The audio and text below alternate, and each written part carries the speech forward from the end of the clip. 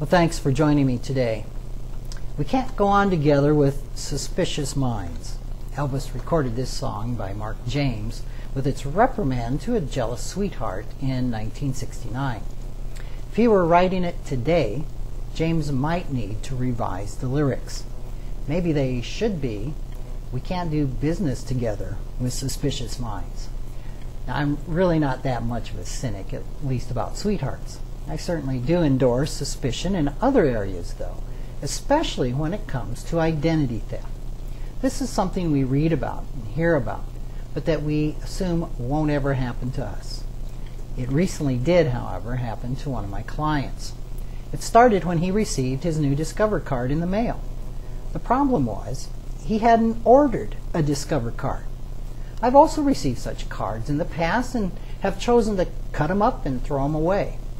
I have found this is not the right response. It's exactly what the scammer is hoping you will do. Fortunately for my client, he didn't do what I would have done. He didn't toss the card. He called Discover card to inquire about it. Discover told him that he indeed had applied for the card online. When they asked him to confirm his birthday and his mother's maiden name, the information did not match their records. Someone else had applied for the card in his name. He learned that several months earlier, a company he did business with had had its computer system hacked. The names, mailing addresses, and social security numbers of about 50,000 people were compromised. The hackers used that information to apply for new cards. From there, the scam works like this. The hackers hope the victim throws away the card.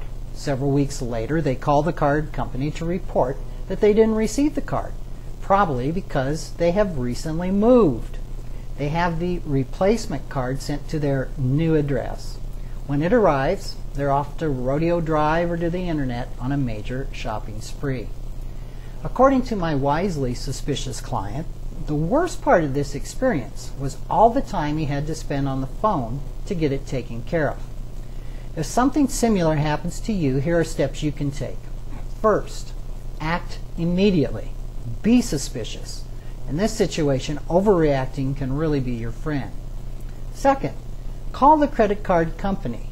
Close the suspect account and also enlist the company's help in fighting the fraud. Third, and this is important, file a report with your local police. Next, contact one of the 3 credit reporting companies and put a fraud alert on your account. These are Equifax, Experian, and TransUnion.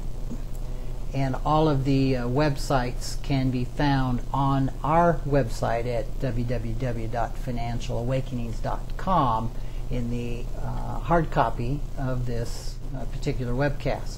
You just have to contact one company, which is then required to contact the others.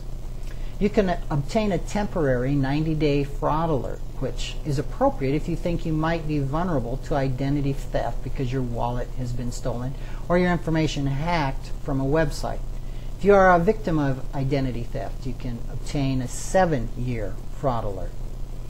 And fifth, contact the FTC, the Federal Trade Commission, at their website.